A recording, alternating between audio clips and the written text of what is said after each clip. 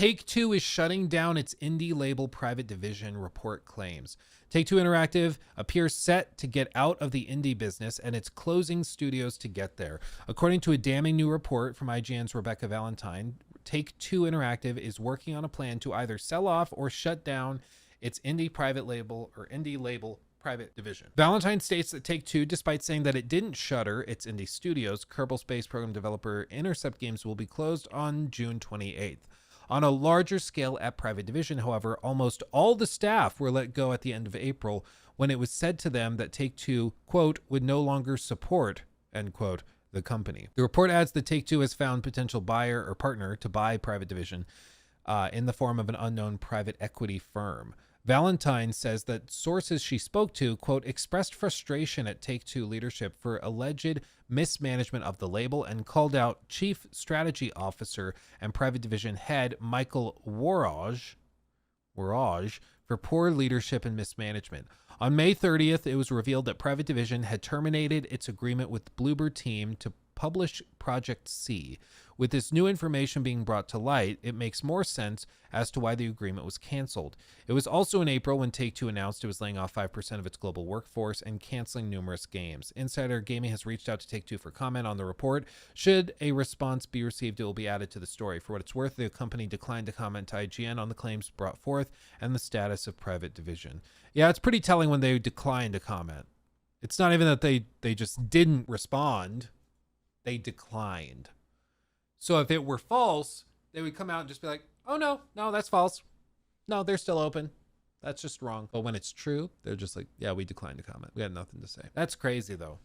Private Division, some of their big games, Private Division. So their games published, they've done No Rest for the Wicked. That still isn't technically out. Penny's Big Breakaway, Kerbal Space Program, Salty Chronicles, After Us, Roller Dome, Ollie Ollie World, Hades. They published Hades, The Outer Worlds. I mean, looking at this, I'm trying to find the thing that, like, what were their big hits? They had Outer Worlds, which I think did fine. Kerbal Space Program Enhanced Edition, not even the original. Ancestors, Humankind Odyssey. This was that weird game where you played as like an ape and it was all about like evolving. I don't think it was received well. Yeah, it was pretty much across the board, just meh. Disintegration, I don't remember that. Hades, of course, was good. That was a winner. But now Hades 2, isn't that published through Xbox platform or publisher Supergiant? They just published it themselves. Okay. Beyond that, they've got Ollie Ollie World, didn't really go anywhere.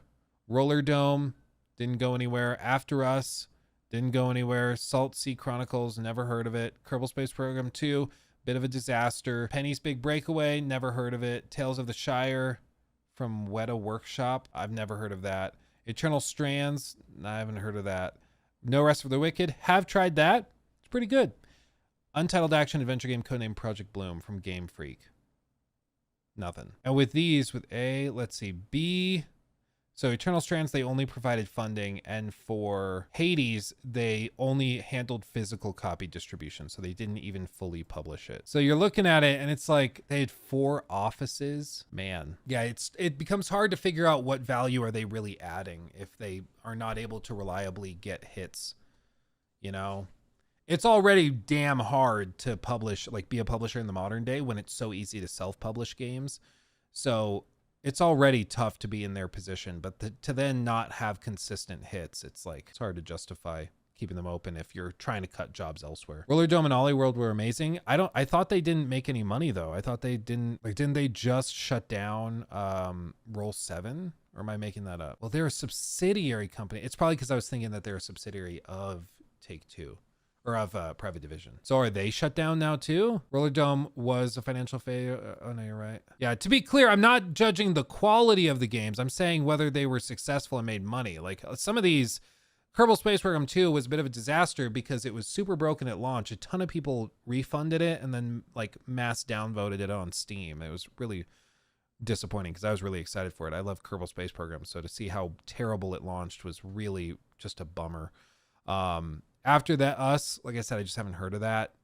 Salt Sea Chronicles, also haven't heard of it. Roller Dome didn't make any money as far as I'm aware. I'm guessing they ended support but maybe they didn't. Yeah, like it won best British game, I guess. So it won awards, got pretty good reviews and stuff, but I don't think it made any money. Penny's Big Breakaway is apparently amazing.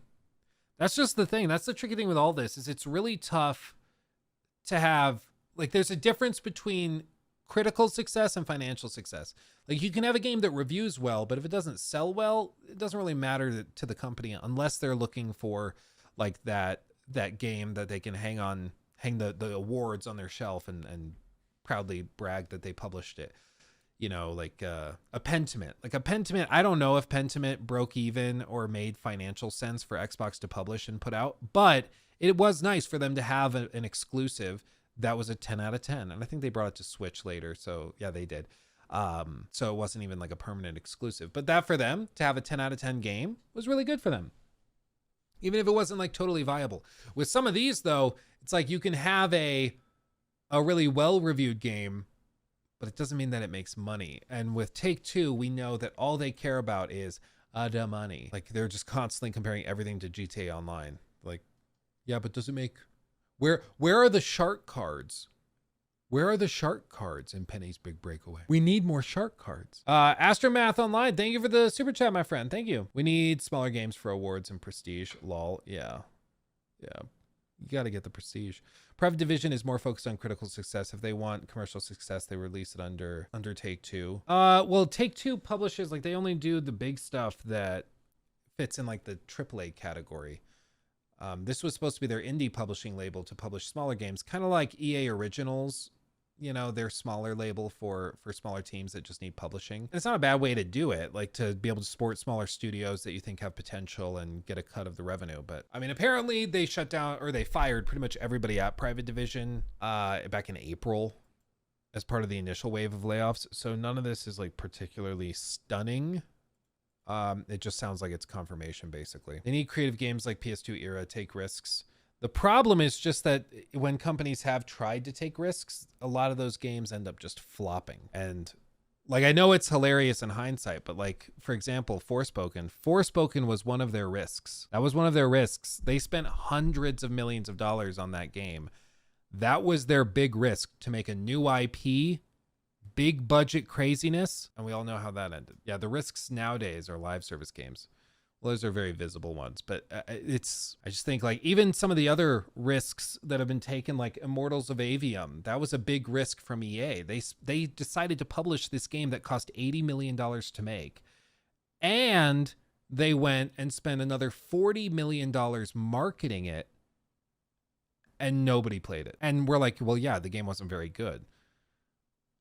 I agree, but like that they tried to take the risk and it didn't come out. Like, very few games come out of nowhere and are 10 out of 10s. But I think the broader problem, I don't even know if it's a problem, honestly. The thing that's going on in the industry right now is that gamers don't have as much money. They're not spending money as readily, and their expectations are higher. Part of that is 2023 was such a good year for games, like critically acclaimed games, that now everything feels terrible in comparison. That was always going to be a problem with how good last year was, but I think that's a part of it. I don't know. As for all of this, it's just I think so long as gamers are not spending money on okay games, like this stuff will just keep happening. Like they're just gonna tie themselves up and not want to do anything, because like, yeah, we can't risk losing money, so we're just not gonna make any games. Any of those games that might be okay. But those okay games, the first iteration is okay. Like if CDPR launched The Witcher 1 today, it would be panned critically and just mocked incessantly. But then they work on it, they refine it, and they get better and better, and the next game is better, and then the third game is great, and the fourth game's probably amazing. It takes time to get there though. He took my thing.